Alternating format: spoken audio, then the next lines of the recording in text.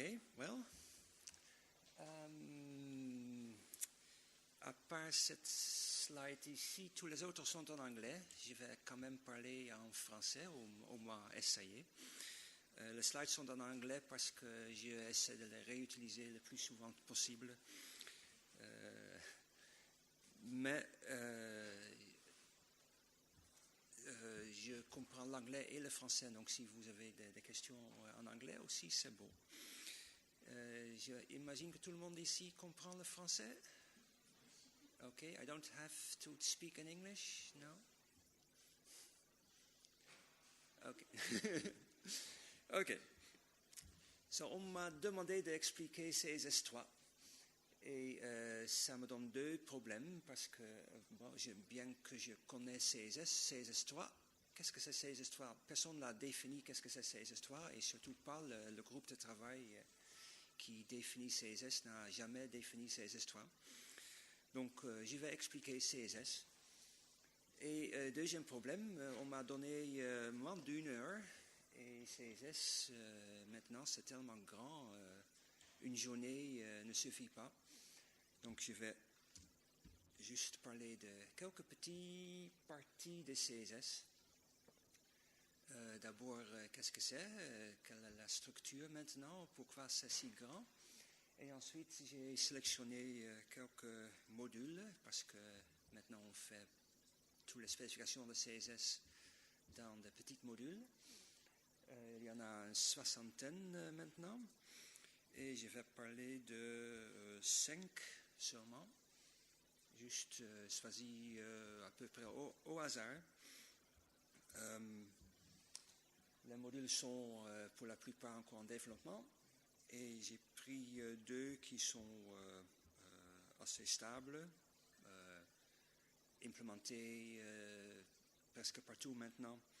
Ce sont les selectors, lecteurs, et values and units. Je ne vais pas parler de tout le module, juste une petite partie. Ça, ce sont des modules qui sont utilisables à peu près partout. Si on fait du CSS, on utilise ça pour n'importe quelle application. Par contre, il y a aussi des modules qui sont plutôt dirigés vers le livre, vers l'imprimé, qui sont moins utilisés sur l'écran, moins utilisés dans des applications web. Par exemple, le multicolumn, qui permet de faire des colonnes, je vais parler de ça aussi. Il y en a d'autres qui sont plutôt faits pour être utilisés dans les applications, pour les interfaces graphiques, comme les transitions, je vais parler de ça. Et conditional rules, c'est une des nouveautés, le dernier qu'on a publié. Vous voyez d'autres ici que je ne vais pas présenter aujourd'hui, et comme j'ai dit, il y a une soixantaine d'autres encore que je ne peux pas présenter aujourd'hui. J'ai déjà dit, c'est utilisé sur le web, pour les pages web, pour les applications, mais aussi de plus en plus pour les livres numériques, bien sûr, les e-books, sur le lecteur comme l'iPad ou le Kindle, etc. Mais aussi pour les livres imprimés. De plus en plus, les grands éditeurs comme Hachette ici en France font de plus en plus de livres avec du HTML, ex-HTML dans ce cas, et du CSS. Et ça de plus en plus parce que notre autre standard W3C qui s'appelle XSL, XSL FO plus précisément, n'est plus en développement maintenant. On a arrêté le développement, donc de plus en plus les gens vont se baser sur CSS même pour imprimer des livres. Et je pense même, j'ai entendu dire que les grands éditeurs comme Hachette et Pearson et autres, plus de la moitié des livres déjà sont faits avec CSS. Donc c'est vraiment utilisé partout et c'est devenu très grand, et je vais expliquer un peu en quoi consiste CSS aujourd'hui.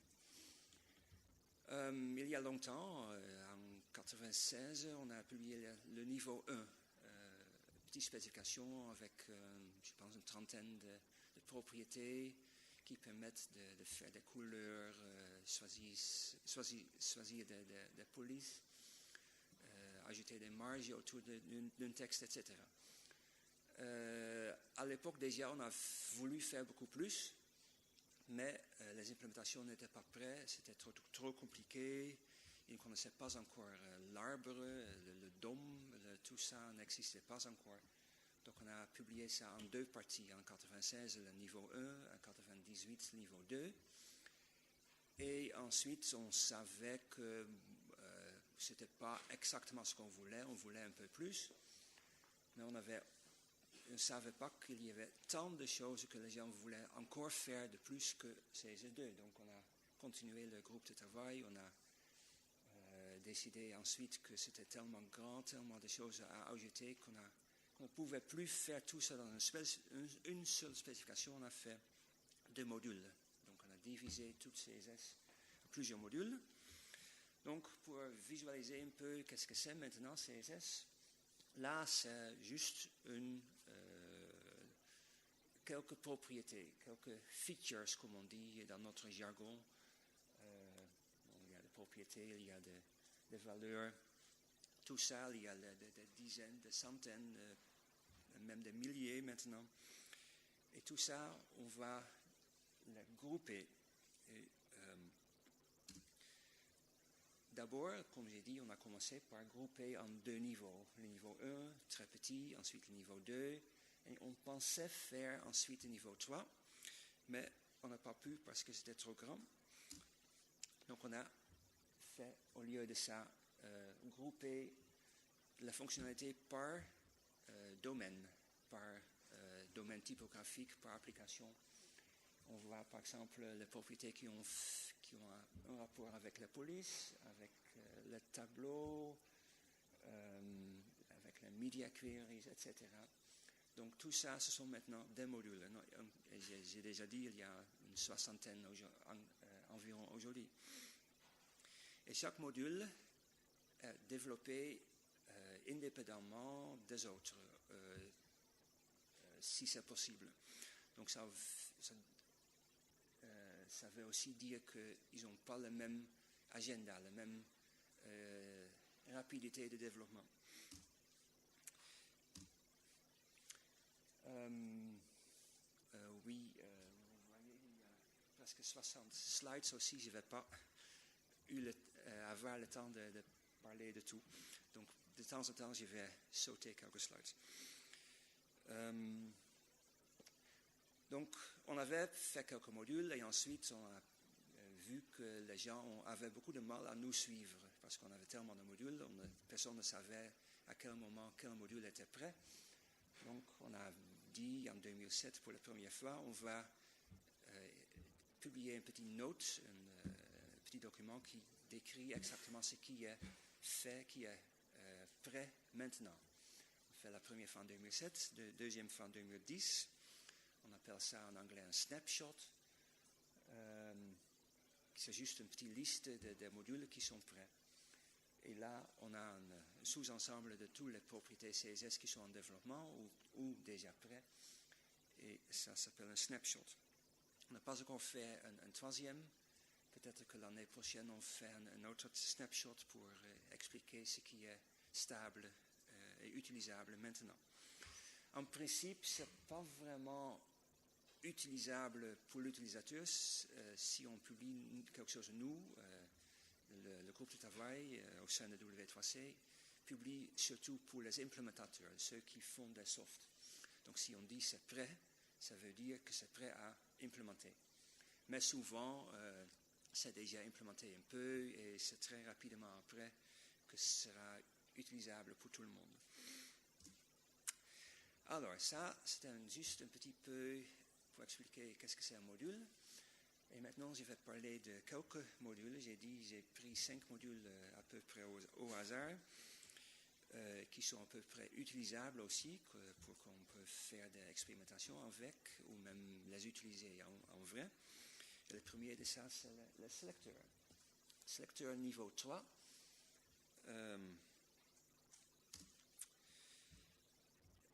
Ça permet d'associer des propriétés à un élément. Vous le savez sans doute. Et pour CSS, en principe, on n'associe des propriétés que aux éléments. Un document, c'est une sorte d'arbre avec des nœuds qui sont des éléments, et en dessous, il y a du texte ou des images ou d'autres éléments. Et on va associer des propriétés à chaque élément. Ça, c'est le principe. Donc, on peut utiliser ces espaces seulement pour des documents comme HTML, mais pour tout qui est représenté comme un arbre. Et en fait, c'est utilisé comme ça aussi pour pour styler une langue de programmation, un schéma XML, toute autre chose qui est un arbre.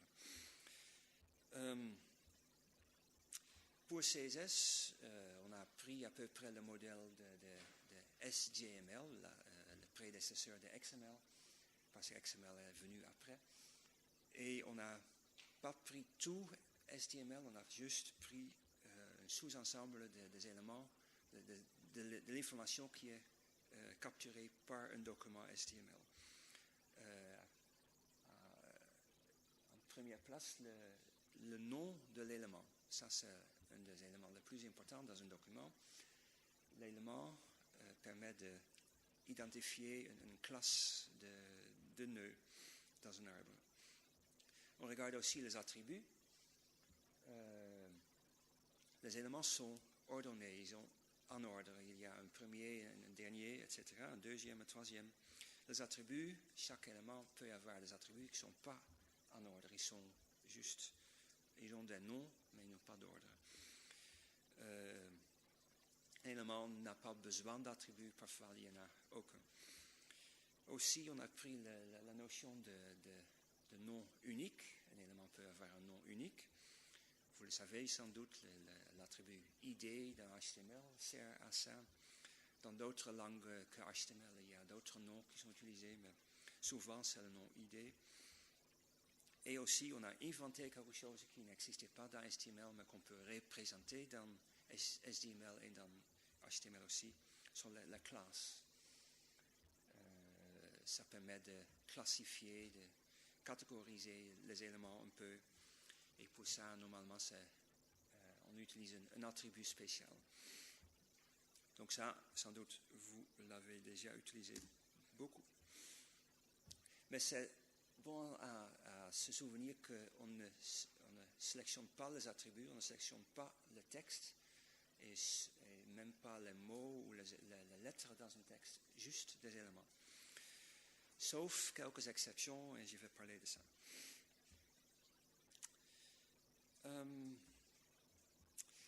À part l'arbre, pour faire une bonne typographie, il faut aussi avoir quelques connaissances, quelques informations qui ne sont pas forcément représentées dans le document. Il faut savoir la taille de l'écran, par exemple, mais aussi un peu de sémantique, parce que le document ne donne que le syntaxe. Il faut savoir, par exemple, s'il y a un lien quelque part, un URL, un lien qui pointe vers un autre document. On veut le donner une couleur, par exemple. Donc, on a inventé des pseudo-classes en anglais, des classes qui ne sont pas vraiment des attributs, mais qui sont définies ailleurs par la sémantique d'un document. Aussi le hover qui permet de savoir si un élément est à ce moment sous le souris, sous le pointeur. Et on a d'autres informations externes aussi.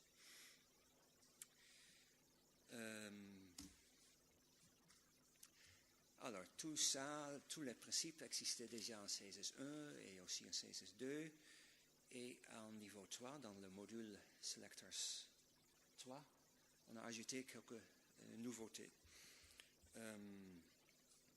Les namespaces pour XML, je ne vais pas parler de ça. Following siblings, ça veut dire des éléments sœurs, des éléments qui ont le même parent. Text matching pour les attributs, je ne vais pas parler de ça. j'avais dit que les éléments sont ordonnés, ils sont donnés dans l'ordre. Il y a un premier élément, un deuxième élément, etc.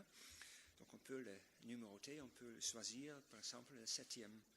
Je vais montrer ça.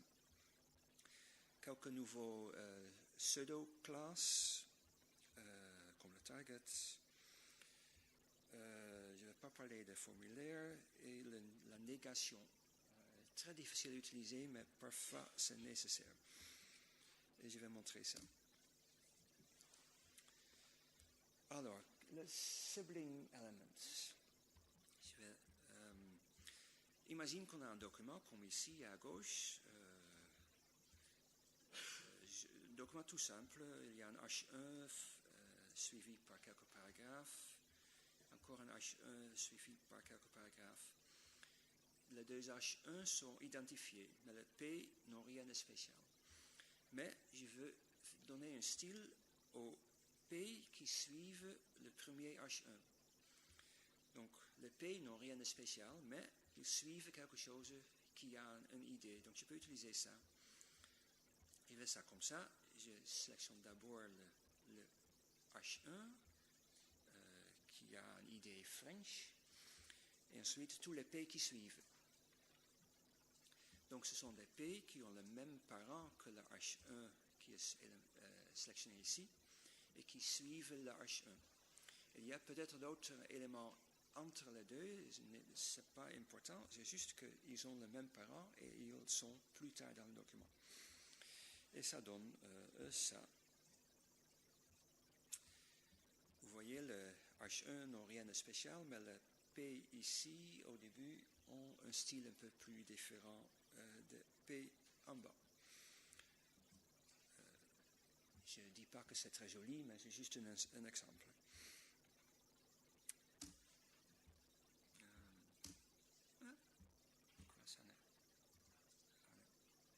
Ça, je ne vais pas présenter. Ça va un peu vite, je pense. Oh non. Ok, la négation, j'avais dit déjà, c'est difficile à utiliser. C'est plus facile de sélectionner des éléments en positif, des éléments que je veux utiliser. Là, je vais sélectionner un élément qui n'a pas une certaine caractéristique. Par exemple, ici, je veux toutes les images qui n'ont pas d'attribut alt. Imagine d'abord sans le deux points notes et la parenthèse, donc ça donne IMG, parenthèse rectangulaire alt. Ça sélectionne toutes les images qui ont un alt. Maintenant, je mets note autour de alt et ça me donne toutes les images qui n'ont pas d'attribut alt. Et dans ce cas, je vais mettre une bordure autour et qui a des coins arrondis. Je peux utiliser ça, par exemple, pour trouver toutes les images qui manquent l'attribut alt qui est normalement obligatoire. Donc, dans ce cas, je vais trouver toutes les images qui n'en ont pas. Et effectivement, le troisième ici, apparemment, n'a pas de alt. Il y a des exemples plus compliqués, mais il faut parfois des expérimentations pour voir si ça donne vraiment ce que vous pensez que ça va donner. Ça, je ne vais pas présenter. Voilà.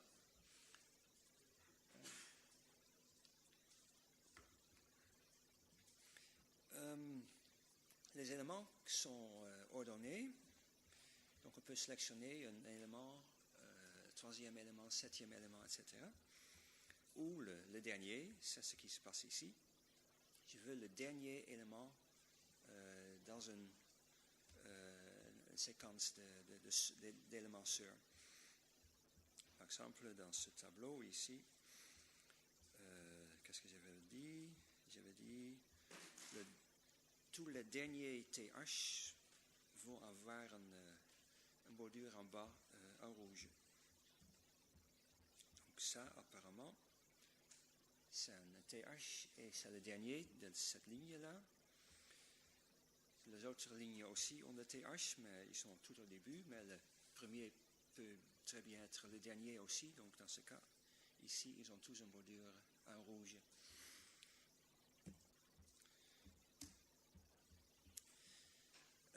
Plus intéressant, c'est qu'on peut aussi faire tous les deuxième, tous les troisième éléments. Par exemple, ici, je vais sélectionner tous les éléments, comment dire, avec un élément entre les éléments. Donc, je veux commencer ici avec le quatrième élément. Ensuite, je vais ajouter 2 et 2 et 2 et 2. Donc, je vais sélectionner le 4, le 6, le 8, le 10, etc. À chaque fois, il y a un élément qui n'est pas sélectionné entre les éléments qui sont sélectionnés. Il faut faire un peu attention à la syntaxe. Il n'y a pas d'espace entre le 2 et le n, sinon ce ne sera pas reconnu. Mais pour le reste, c'est assez naturel comme écriture. Alors, ça donne ça. Qu'est-ce que ça donne exactement? Un background, ok. Ici, par exemple, les colonnes sont colorées, ils ont un fond gris. Le quatrième, le sixième et le huitième ont des fonds, mais le cinquième et le septième n'en ont pas. Et ici non plus.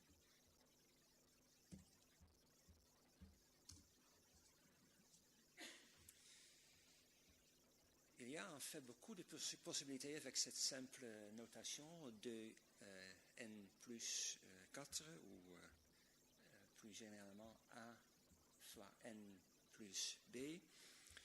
Le n, c'est juste un symbole, il ne faut pas le changer, mais le a et le b sont libres, on peut choisir des numéros. S'il y a un 0, on peut l'omettre, mais s'il n'y a pas de 0, ça devient assez intéressant.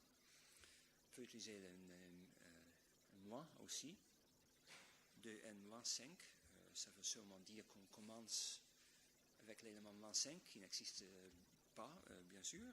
Le premier élément, c'est l'élément numéro 1. Le moins 5 n'existe pas, moins 3, moins 1. Ensuite, le 1, c'est le premier qui existe. Donc ça, en fait, c'est un moyen d'écrire la même chose que 2n fois 1, plus 1. Parfois, c'est plus facile d'utiliser moins qu'un plus, mais c'est à vous de voir. Mais ça, en bas, ça, il faut penser un peu qu'est-ce que ça veut dire exactement. Donc, on commence avec le numéro 3. On ajoute 1, 2, non, on ajoute le moins 1, moins 2, moins 3, etc. Donc, ça commence avec 3, 2, 1, et il y en a plus. Donc, ça sélectionne exactement les 3 premiers éléments. Oui. Je sais que j'y vais vite, mais j'ai peu de temps. Voilà. Autre nouveauté dans le sélecteur, ce sont les éléments vides, les éléments sans aucun contenu. On peut les sélectionner comme ça, avec 2 fois empty. Est-ce qu'il y a des éléments vides dans mon tableau? Oui, apparemment, il y en a beaucoup. Tous ceux qui sont en... qu'est-ce que c'est? Un peu rouge. Ouais. Saumon.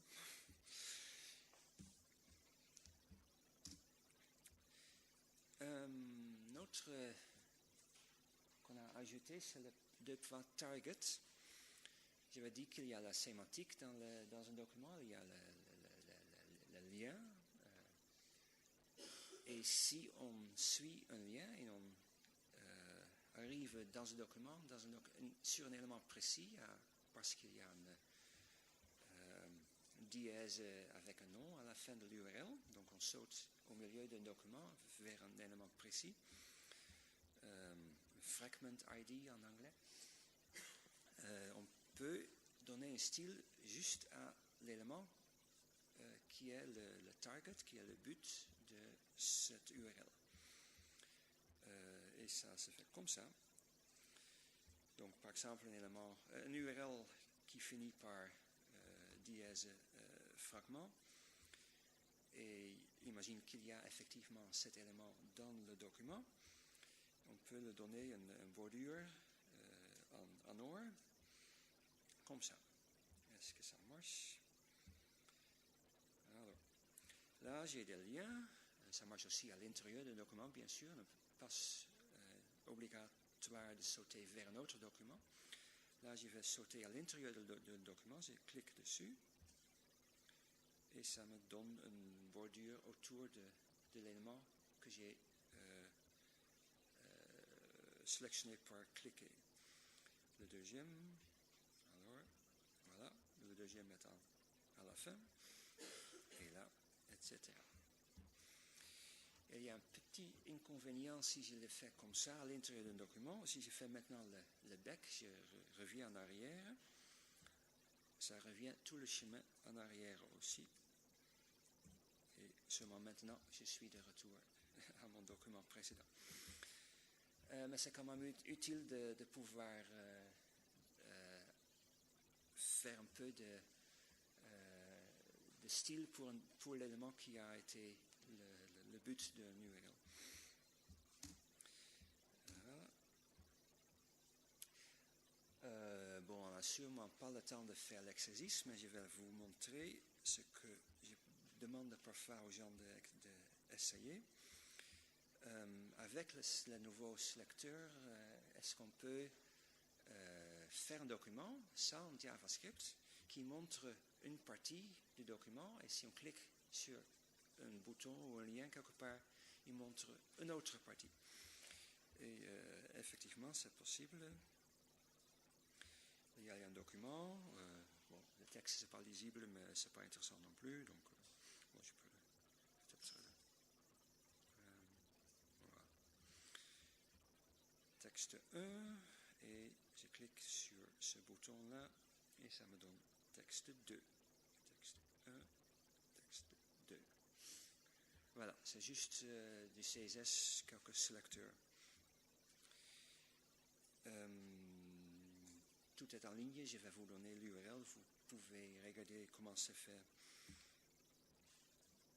Oh, qu'est-ce que je vais? Ah oui.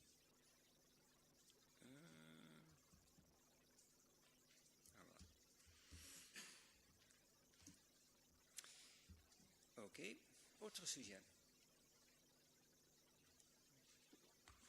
La colonne.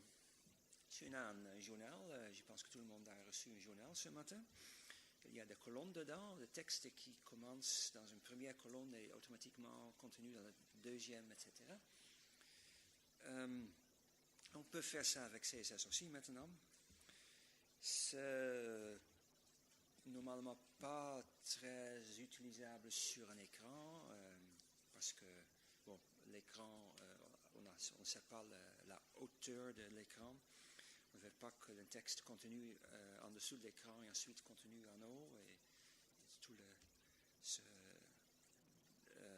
pour lire ça, il faut tout le temps descendre et remonter. Donc, sur l'écran, on peut l'utiliser, mais ce n'est pas si facile que ça. Mais sur papier, bien sûr, tout le monde l'utilise tout le temps. Alors, comment on fait? C'est très facile en fait. Il y a une propriété. Normalement, c'est tout ce qu'on en a besoin. La propriété columns. Et ça donne ça.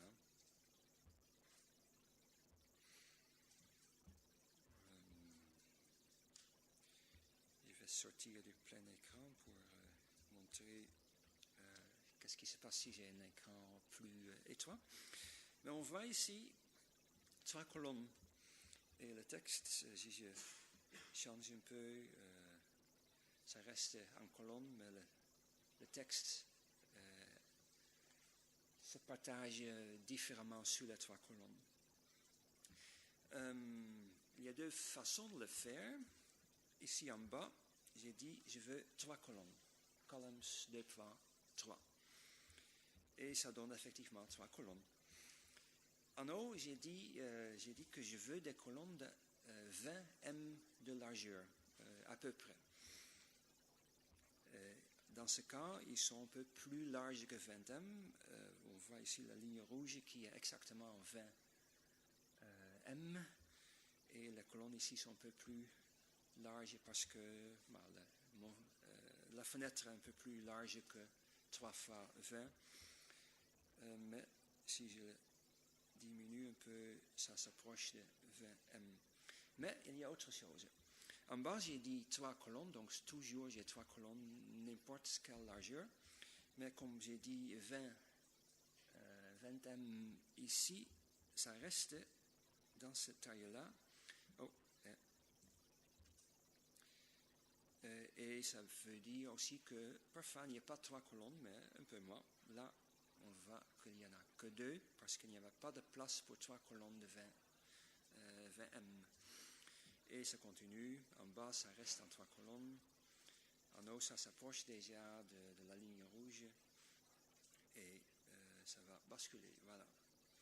Marche aussi dans l'autre sens, bien sûr. Si je fais plus large, je ne peux pas faire plus large, mais je peux faire un texte plus petit. Voilà. Maintenant, j'ai 4 colonnes. Et est-ce que ça continue? Oui, 5 colonnes, etc.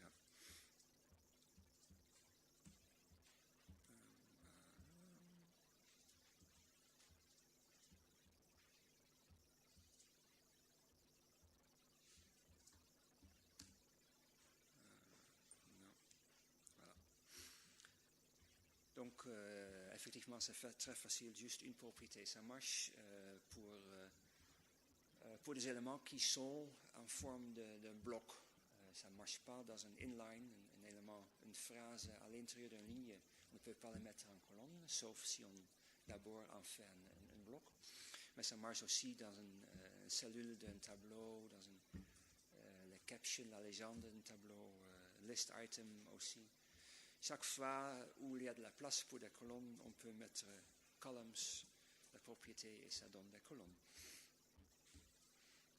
Je ne vais pas parler de l'espace entre les colonnes, mais je vais parler de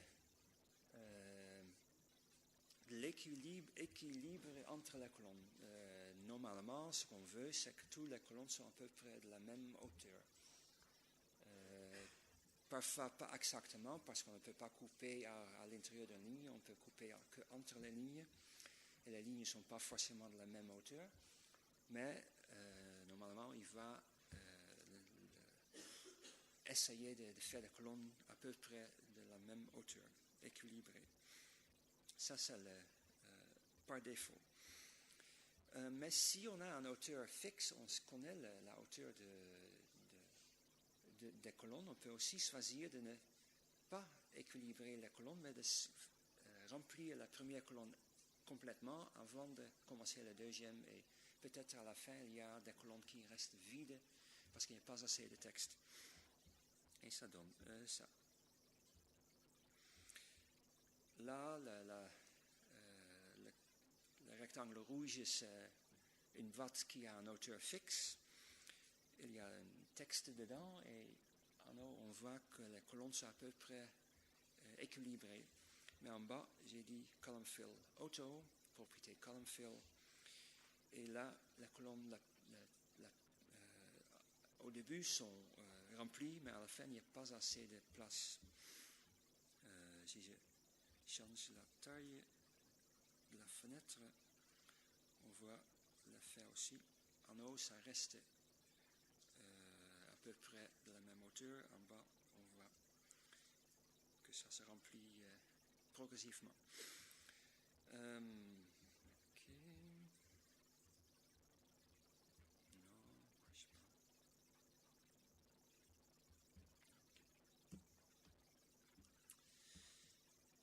Il y a une autre question. Qu'est-ce qui se passe s'il y a trop de texte? Je n'ai pas le temps de donner ça, mais le texte continue pour moi à droite, pour vous non, pour moi à droite, pour moi à gauche, voilà.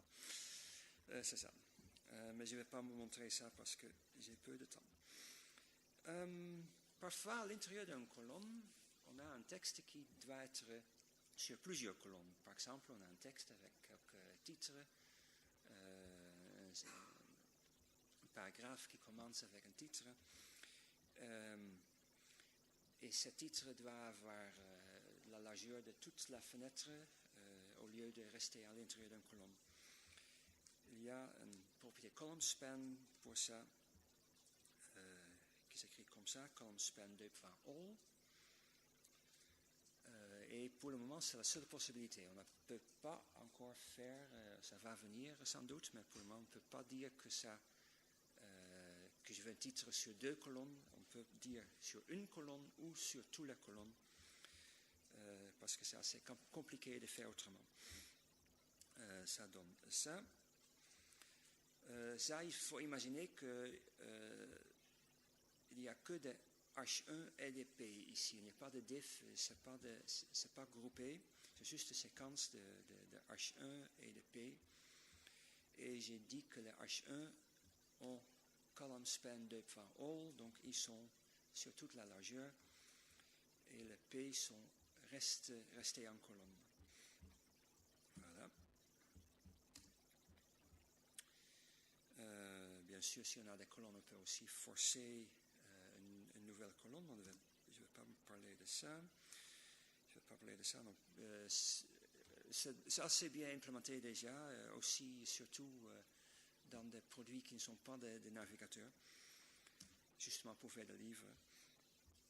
Mais je commence... voilà, je suis déjà en retard. Mais... Donc les transitions vont aller encore plus rapidement. La transition, qu'est-ce que c'est? Vous savez si un style change dans le document, parce que par exemple il y a le hover, le pointeur se bouge sur un élément, il y a peut-être un style qui change, mais jusqu'à présent ça changeait immédiatement.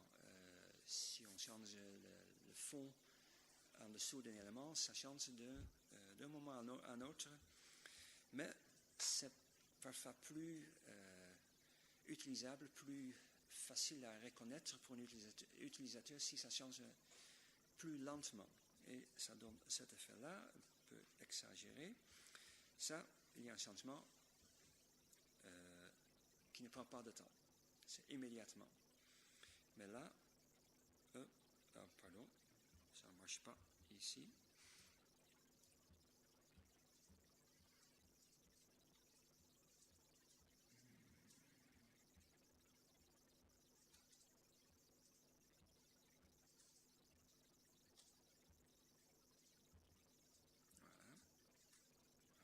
Vous avez vu ça, et là, ça prend du temps. Une seconde dans ce cas, ce qui est déjà très long en fait. Ça permet de s'apercevoir du changement un peu plus facilement. Normalement, une demi-seconde ou un quart de seconde suffisent déjà. Je pense que c'est encore valide. Il y a quelques mois, ça marchait dans le navigateur, sauf Safari, où il fallait encore un préfixe. Donc, vous avez vu... je reviens en arrière. J'ai dit juste transition une seconde. Ça suffit. Mais il y a plus. En fait, le transition, c'est un shorthand, c'est une propriété qui remplace plusieurs autres. Et le premier de ça, c'est la transition property qui dit quelles propriétés sont soumises à la transition, qui sont retardées, sont traitées comme une transition. Par défaut, c'est all. Toutes les propriétés sont traitées comme ça. Mais s'il y a des propriétés que vous voulez changer et d'autres qui ne doivent pas changer, on peut aussi dire transition property avec le nom de propriété.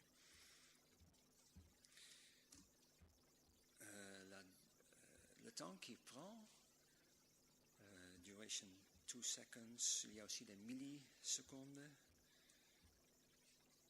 Et si on a utilisé le transition property là j'ai dit background color, virgule, height, virgule, width. Donc ces trois propriétés qu'il faut changer lentement. Je peux pour chacune des trois donner un temps, pas forcément le même. Donc ça donne aussi une virgule dans la transition duration. C'est assez rare qu'il y ait des propriétés qui changent plus lentement que d'autres, mais c'est possible. Et le changement aussi se fait d'une certaine façon. Par défaut, ça commence avec une certaine rapidité. La rapidité augmente un peu et vers la fin, ça ralentit. Ça s'appelle le ease. C'est un mot-clé qu'on peut utiliser pour donner cet effet-là, plus rapide et vers la fin, ça ralentit. Il y en a d'autres. Je vais vous montrer ça. Voilà, non, pas ici.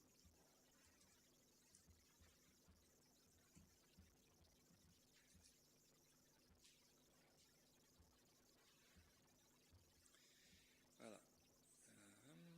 Vous voyez, ils finissent tout au même moment. C'est pas 2 secondes, je pense que c'est. Ils n'ont pas la même rapidité au milieu. Il y en a qui commencent très rapidement, d'autres qui commencent lentement. Le linéaire est tout linéaire, même vitesse de bout en bout. Et le ease in, ease in out, c'est le plus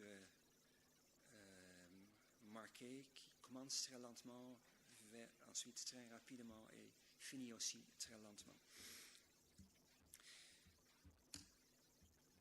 On peut aussi définir ses propres fonctions de vitesse avec une fonction qui s'appelle le Bézier. Les mathématiciens le reconnaissent peut-être. Je vais rapidement montrer à quoi ça ressemble. Voilà.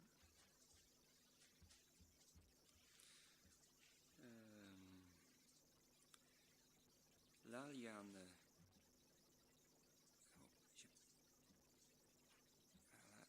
C'est une fonction qui est définie par les 2 points que je bouge ici. Ça commence toujours ici, 0, ça veut dire le début de la transition. À droite, c'est la fin de la transition, donc si c'est 2 secondes, ici c'est 2 secondes.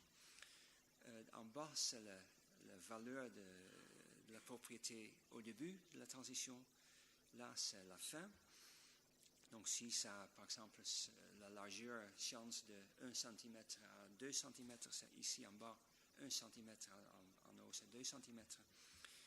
Et ici on voit la rapidité.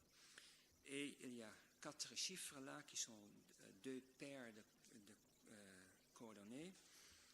Et c'est ça que je bouge ici. Donc le ease, c'est à peu près ça. Un quart et un dixième, et ça, un quart et tout en haut. Voilà, c'est ça la forme de ease. Je peux aussi faire d'autres formes et je peux même faire des fonctions qui commencent ou finissent dans l'autre sens, qui vont surpasser le but et ensuite revenir. Mais dans l'intérêt du temps, je ne peux pas montrer ça, malheureusement.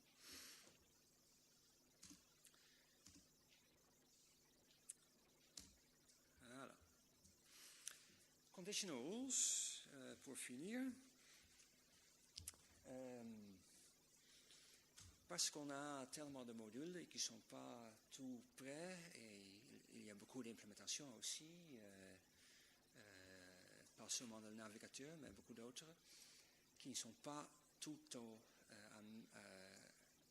même endroit dans l'implémentation. Ils sont des séquences, des cycles d'implémentation différents, des possibilités différentes aussi. Donc, on a reconnu ça et on a créé conditional rules qui permettent de créer des feuilles de style qui ne marchent que si une certaine propriété est implémentée, et on peut aussi faire des alternatives. Si une propriété n'est pas implémentée, on peut donner un autre style.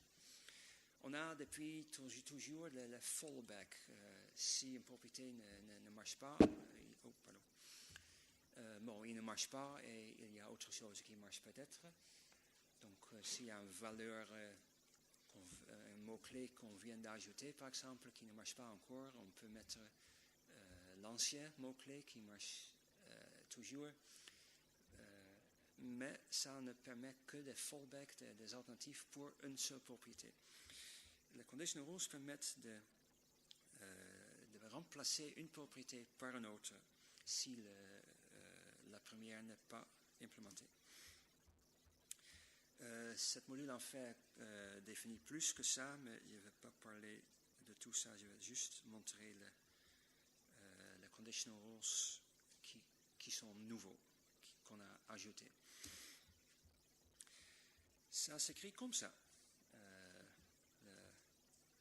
L'arrobase support, ça ressemble un peu à un @media pour choisir les médias, le type de support. Mais ici, c'est conditionné sur une propriété et une valeur. Donc ici, j'ai dit, si cette implémentation qui lit ce style, s'il connaît display avec une valeur flex, dans ce cas, faites tout ça. Dans ce cas, il y a un display flex qui va être utilisé et aussi une couleur. Et chaque implémentation qui ne connaît pas display flex va donc pas utiliser ces règles-là.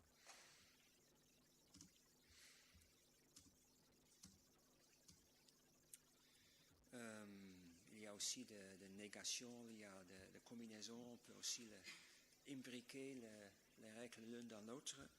Je vais juste donner une démo.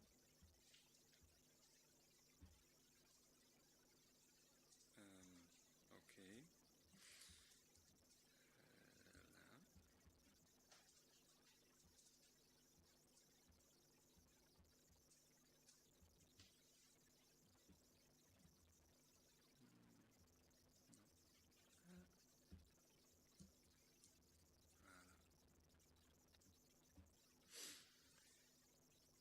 Donc, avec, peut-être que je peux montrer le source ici. C'est pas très lisible comme ça. Désolé, peut-être ça c'est mieux. Bon, ça c'est toujours pas très lisible. Mais j'ai joué un peu avec le display none pour supprimer quelques lignes du texte. Et donc, il y a des éléments ici en bas qui sont soit montrés, soit supprimés. Et ça dépend du fait si le navigateur connaît cette propriété-là. Donc ici, display flex. Est-ce qu'il connaît display flex? Est-ce qu'il connaît display outside? Display outside, ça n'existe pas. On n'a pas de mot-clé outside, donc normalement, ce ne sera pas montré. Not display outside, par contre, ça c'est vrai.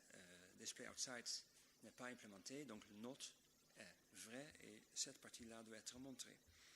Il y a un OR ici, un OR aussi, donc soit l'un, soit l'autre. Et il y a si les colonnes sont implémentées ou pas. Donc ça donne ça. Ce navigateur, ça c'est Opera dans ce cas, connaît display flex, il ne connaît pas display outside, il connaît soit display outside, soit color HSL, mais on sait que outside n'existe pas, donc ça doit être le HSL qui connaît. Et il connaît aussi les columns. Et si je fais ça avec Firefox, qu'est-ce que ça donne dans Firefox? Firefox apparemment connaît Flex aussi. Outside, non, il ne connaît pas. Il connaît HSL, la couleur HSL. Il ne connaît pas la colonne apparemment. Mais ça c'est vrai parce qu'il faut encore un préfixe pour avoir la colonne dans le Firefox. Donc, pour comparer, ça c'est Firefox. Et ça c'est Opera. Différence seulement dans la colonne. Alors, est-ce que j'ai fini? Ah non, j'ai pas fini. Est-ce que j'ai le temps? Pas beaucoup.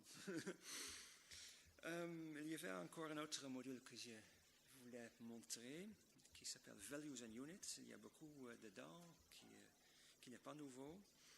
Il y a aussi beaucoup dedans qui est nouveau, mais je peux parler juste de calc. Ça permet de faire des expressions de calcul. Et ça s'écrit comme ça. Il y a un padding, vous connaissez le padding, qui permet de donner un peu d'espace autour d'un élément. Normalement, après le padding, il faut mettre un certain nombre d'unités, centimètres, pixels, m, etc. Mais dans ce cas, j'ai combiné le m et le px. J'ai dit, je veux un espace de 2m moins 10 pixels. Parce que je ne connais pas le m, je ne peux pas calculer ça moi-même, parce que ça dépend de la taille de la police qui a été choisie, que je ne connais peut-être pas. Mais comme ça, je peux faire exactement 2 fois la taille de la police, moins 10 pixels. Et la raison pour le faire, par exemple, c'est parce que j'ai un élément qui a un autre élément à côté qui a un padding aussi, mais qui n'a pas de bordure, à côté d'un élément qui a le même padding et une bordure. Mais maintenant, je veux que le padding et la bordure ensemble, ici, ont la même taille que le padding seul ici. Donc ça permet de faire effectivement ça.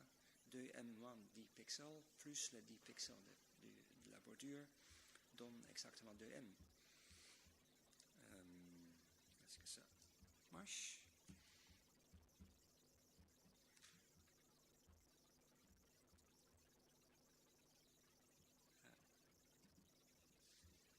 Non, pardon.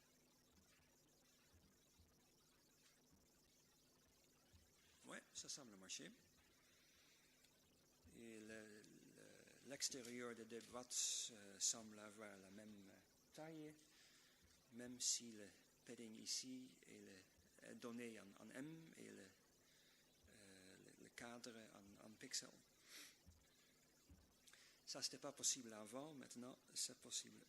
On peut faire beaucoup d'autres choses avec.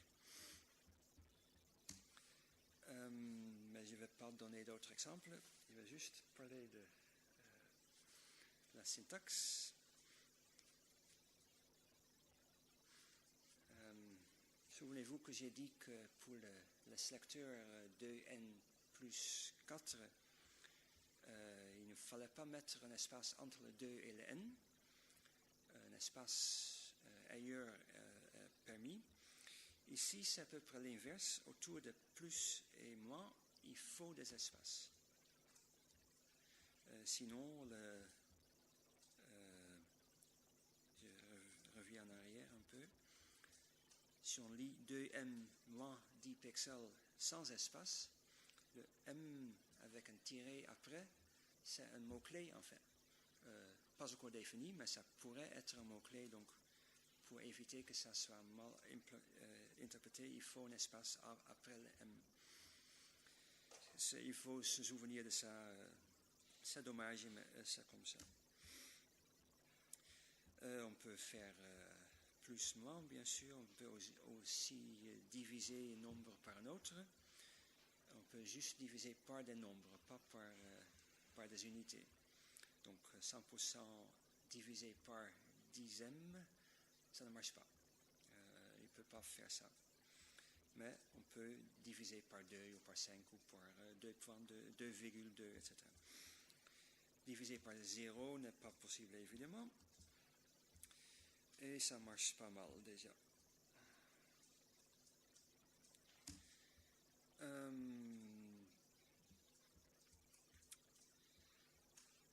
Il y a un petit truc parce que le calcul est fait au dernier moment, pas à la lecture de la feuille de style, mais au moment de l'affichage. Il y a des choses qu'on ne peut pas savoir au début. Donc là, le padding moins 1m, ce n'est pas permis. Le padding est défini juste pour des valeurs positives. Donc, à la lecture de cette ligne-là, c'est déjà rejeté. Et le fait, c'est que cette ligne est rejetée et la ligne avant est gardée. Mais ici en bas, le calque n'est pas effectué au moment de la lecture, effectué au moment de l'affichage. Donc c'est trop tard pour supprimer cette ligne parce que l'autre ligne a déjà oublié. Donc dans ce cas, c'est accepté, mais ça ne donne que 0 parce qu'un padding ne peut pas être négatif. Alors, c'est la fin. Je vous ai promis le lien. Si vous notez ça, vous pouvez tout lire. Il y a même des commentaires entre les transparents pour un peu plus d'informations. Sauf que c'est tout en anglais, mais j'espère que vous pouvez le lire quand même. Si vous m'envoyez des mails sécurisés, ce qui est peut-être intéressant avec tout ce qu'on entend maintenant sur les espions. Ça, c'est mon clé GPG, donc clé sécurisée.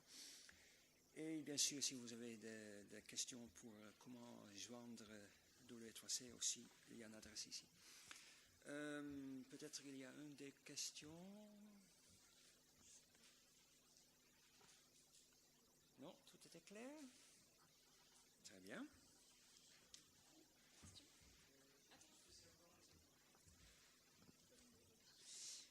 Bonjour, je voulais juste savoir si les règles conditionnelles pouvaient être utilisées au sein des déclarations CSS. J'ai jamais essayé en fait, je me pose la question. Par exemple sur les supports de DisplayFlex, si on pouvait faire une classe qui gérait l'affichage, et si jamais c'était supporté, elle avait un comportement, et si elle ne l'était pas, elle avait un autre comportement. Je ne sais pas si vous voyez ce que je veux dire. Plutôt qu'en fait d'utiliser le support directement pour déclarer la classe, dans cette classe-là, en fait, on utilise les supports.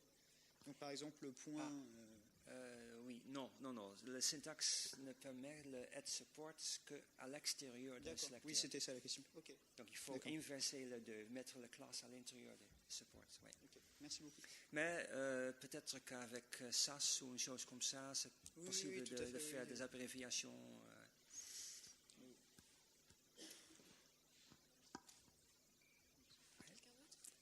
Pas d'autres questions? Ok, si vous avez des questions plus tard, je serai encore là pour le reste de la conf. Donc, merci.